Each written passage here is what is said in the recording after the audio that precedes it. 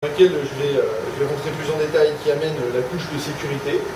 Et vCloud Director vient se mettre au-dessus. On a annoncé vCloud Director et le fait que Chargeback puisse se connecter sur vCloud Director à VMworld aux US. Donc Chargeback, c'est le même Chargeback que celui qui se connecte à Virtual Center, sauf que là, il va se connecter à vCloud Director et il va être capable de faire de la refacturation par organisation. Et ce qu'on a annoncé à VMworld Copenhague la semaine dernière, c'est Request Manager. Request Manager, c'est simplement un workflow d'approbation. Parce qu'en fait, sans Request Manager, on se retrouvait dans une situation comme celle de Amazon. C'est que quelqu'un met sa carte bleue, puis à la fin, il y a une facture. C'est débité. Sauf qu'un directeur financier, lui, c'est pas le thème de marché du tout. Lui, il veut qu'avant le déclenchement du projet, il veut savoir combien ça va coûter, et il veut être capable de dire oui ou non. Donc en fait, on a repris l'idée de Lifecycle Manager, mais on l'a mis au-dessus de vCloud Director. Et dans le même temps, on a annoncé la fin de Lifecycle Manager. Donc on arrête l'évolution sur Lifecycle Manager. Il y a encore une période de support qui est prévue. Et on invite les clients à passer sur vCloud Director et Request Manager pour faire ce type de solution. Donc voilà comment ça s'empile au niveau produit. Alors maintenant, comment ça marche ? Quand on a fait de la virtualisation avec vSphere, c'était le premier niveau d'abstraction. On prenait les ressources physiques et on les rendait abstraites au niveau de ressources, de pool de ressources, que ce soit CPU, mémoire, stockage ou réseau. Avec l'arrivée de vCloud Director, ce qu'on va créer, c'est des classes de services. C'est-à-dire que ces pools de ressources, on va les éclater à nouveau entre classes de services. Peut-être mettre dans la partie Gold des serveurs plus rapides, sur des disques plus efficaces, plus rapides, peut-être même du SSD. Sur du Silver, là je vais descendre peut-être sur du Fiber Channel, des serveurs un petit peu moins puissants. Et puis sur le bronze, là, je vais prendre peut-être du SATA et quelque chose de vraiment pas cher. C'est une idée, hein. Je sais qu'il y a des constructeurs qui utilisent du SATA, du UFC, etc. C'est juste une idée. Hein. Donc cette idée de classe de service, c'est qu'après, chacune des organisations clientes, qui peuvent être internes ou externes, donc les outsourceurs sont intéressés par ce type de solution, mais aussi en interne on peut l'avoir. L'idée c'est que chaque organisation va avoir ses utilisateurs et sa propre gestion de politique d'accès. Et quand une organisation va souscrire sur un forfait vCloud Director, bien en fait elle va prendre des ressources venant des pools de ressources. Et donc là, ce qu'on voit, c'est que par exemple sur le pool bronze, eh bien, à la fois la première organisation et la deuxième vont utiliser le même pool de ressources. Ça veut dire que peut-être, ces machines, les VM qui se trouvent ici et ici, vont se retrouver peut-être sur le même stockage. Et en fait, au niveau sécurité, c'est vCloud Director qui va assurer l'accès à ces VM et vraiment séparer le fait qu'une organisation ne voie que ces machines et que l'autre ne puisse pas les voir. Donc l'accès aux machines virtuelles, c'est vCloud Director qui va le gérer totalement. Et une fois qu'on a fait ça, les organisations peuvent avoir soit un catalogue global ou soit un catalogue qui leur est propre et vont pouvoir déployer des applications. Là, pour la simplification du slide, ces applications sont représentées comme une seule machine. Il faut comprendre que ce sont plusieurs machines.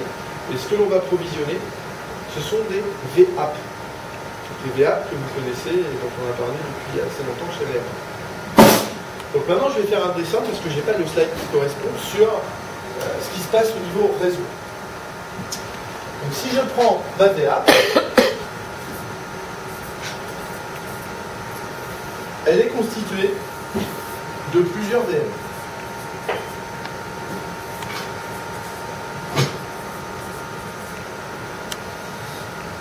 Et autres. En gros, on peut imaginer une application entière où j'ai un load balancer, des frontaux web, des middleware, etc. En fait, toutes ces machines, quand je vais décrire cette application, je vais pouvoir à l'intérieur créer des réseaux, un réseau de production, un réseau d'administration, peut-être un réseau de backup, etc.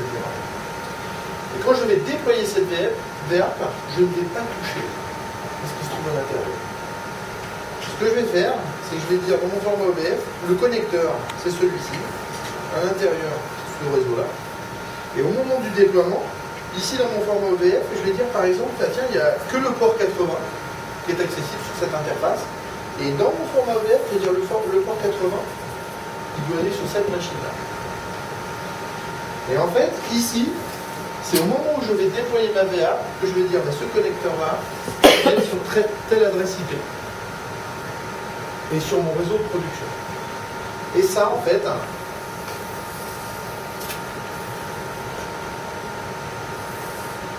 ça c'est un VDC. Un Virtual Data Center. Ce qu'il faut bien voir, c'est que chacune des organisations, au moment où elle va souscrire, en fait, elle va prendre un certain quota de ressources pools, c'est-à-dire de VDC provider, et aussi elle va dire je voudrais 2, 3, 4 réseaux pour mon organisation. Et on va lui provisionner ces réseaux-là. Le plan d'adressage qu'elle y mettra, c'est le sien. Elle mettra ce qu'elle veut dessus. Et quand elle va déployer les VA, en fait, elles vont venir avec un réseau qui sera translaté, avec une gestion des ports accessibles, donc un firewall. Et comme cela, on va pouvoir déployer plusieurs fois la même application sans aucun problème.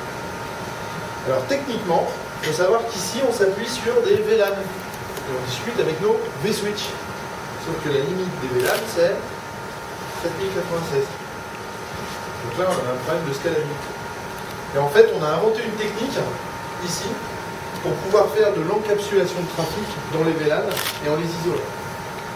Donc on a créé quelque chose qui permet de créer en fait des VLAN sur des VLAN, et c'est une technique VMware.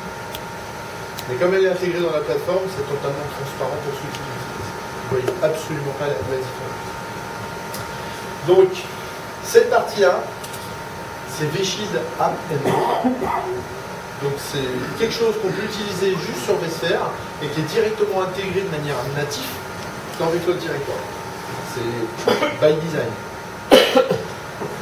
Deuxième question qu'on avait à régler, c'est comment je connecte ce Virtual Data Center à mon autre data center qui est peut-être chez moi, qui est peut-être même physique.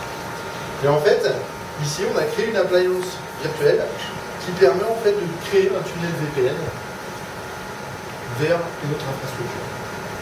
Donc là, on peut vraiment créer un vrai data center totalement virtuel, avec le réseau, la bonne pratique d'avoir une DMZ au moins par application. Et à l'intérieur de ça, eh bien, en fait, on peut s'interconnecter avec une propre data center. Donc ça y est, ça existe, c'est disponible, ça marche. Colt, Verizon et trois autres ont annoncé qu'ils auraient une offre quand on était aux US. Et quand on était à Copenhague, Colt a dit ça y est, j'ai déjà 2 clients et ça commence. Donc en France, on travaille avec les grands outsourceurs et les petits pour leur faire comprendre ce qu'on a fabriqué. Et on a un retour qui est très satisfaisant. Tous sont en train de faire, enfin tous ceux qu'on côtoie sont en train de faire des pilotes.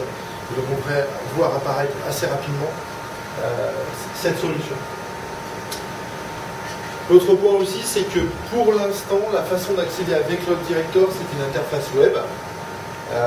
Donc dans le futur, c'est bien dans le futur, ce qu'on est en train de réaliser, c'est un connecteur dans le Virtual Center Client, de telle manière à ce qu'il puisse se connecter directement à une infrastructure VCloud Director.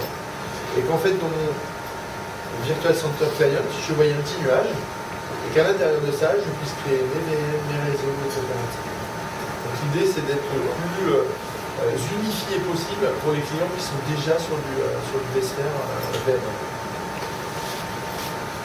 Donc, c'est important pour nous que, à la fois, la façon dont on gère les choses aujourd'hui reste équivalente quand on arrive dans un data center virtuel et que les règles de sécurité, on puisse les réappliquer des deux côtés. Et puis surtout aussi, vous connaissez notre engagement sur la partie OVF, on a tout fait pour essayer de standardiser ce format avant que d'autres acteurs arrivent et essayent d'imposer des standards de fait où nous n'aurions pas partagé la description. Donc on travaille encore avec le DMTF pour faire en sorte que l'API pour parler à VCloud Director devienne une API standard. Comment je démarre des machines, comment je déploie une VApp, etc. Que tout ça, ce soit des standards. Une VApp, c'est un container OVF. Donc, Comment j'envoie une commande pour dire déployez-moi ce container OVF.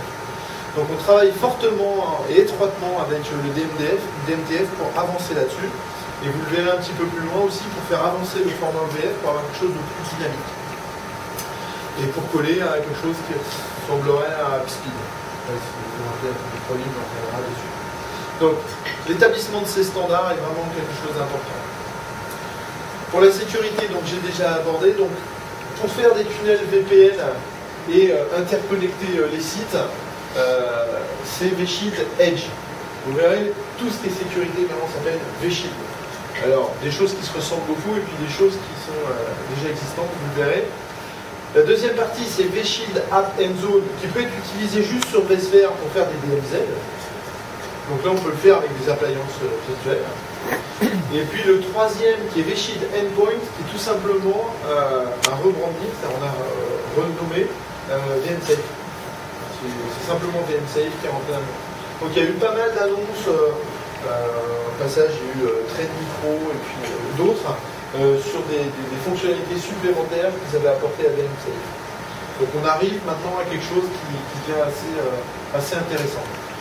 Pour piloter tout ça, on a vShield Manager qui permet d'avoir une plateforme unifiée d'administration de ces choses-là. Maintenant, si vous avez des experts sécurité qui veulent aller plus loin, c'est-à-dire que nous, on a un firewall qui fait du filtrage, translation d'adresse, etc. Il est évident qu'il y a des experts en sécurité qui veulent avoir des IPS, qui veulent avoir du tunnel VPN, mais multi-lien, voire du VPN multi-site en étoile, etc. Là, VMware va s'appuyer sur son écosystème. J'étais aux assises de la sécurité avec Stonesoft, par exemple, ils ont montré qu'ils avaient à la fois une gamme de produits physiques et une gamme virtuelle à ISO fonctionnalité. Cisco, pendant VMworld à Copenhague, a annoncé qu'il allait sortir ses produits sous forme d'appliance virtuelle au fur et à mesure des développements. Donc en fait, en gros, c'est comme si ils avaient tous ils existaient dans le monde physique, et d'un seul coup, on a créé Facebook, et on a dit maintenant, si vous voulez exister, il faut exister sur Facebook. C'est-à-dire, vous avez une boutique physique, maintenant, il faut la. Parce que sinon, là, il y a un nouveau marché qui se crée, et il faut être là. Donc tous ont adopté. Bon, c'était plus ou moins heureux, mais c'est le sens de l'histoire. Et le fait d'intégrer le réseau sur la plateforme était inéluctable. Et pour VMware, on a toujours été dans cet esprit qu'une infrastructure virtuelle, ce n'était pas que les VM. Et là, on le prouve à nouveau, c'est qu'on l'a intégré, cette partie. Donc nous, vraiment, la porte est ouverte à tous ces constructeurs qui font des appliances physiques pour qu'ils les fassent dans le monde virtuel. Et on a une assez bonne adoption. Juniper aussi a annoncé des appliances virtuelles pour faire de load balancing, etc. Alors, le management.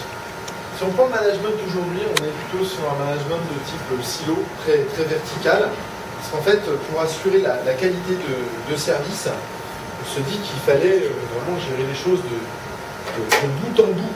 Combien de fois j'entends nous faisons de la gestion de performance de bout en bout. Et en fait, le cloud computing, c'est pas ça, quoi. C'est-à-dire que quand vous mettez votre application sur Google Apps Engine, ils ne vous donnent pas la performance de la donnée de stockage. Et ils ne vous le donneront jamais. Et sur Amazon, c'est la même chose. Vous ne savez même pas sur quel type de disque vous êtes.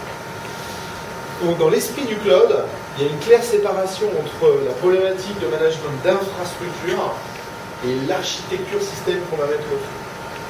Ça impose aussi quelques modifications, c'est-à-dire qu'on ne va plus pouvoir faire des choses monolithiques qui ne savent faire que du scale-in. Il va falloir avoir à chaque fois une conception d'application qui est capable de faire du scale-out pour absorber de la charge. Pouvoir mettre des nœuds supplémentaires pour absorber la charge ou la capacité.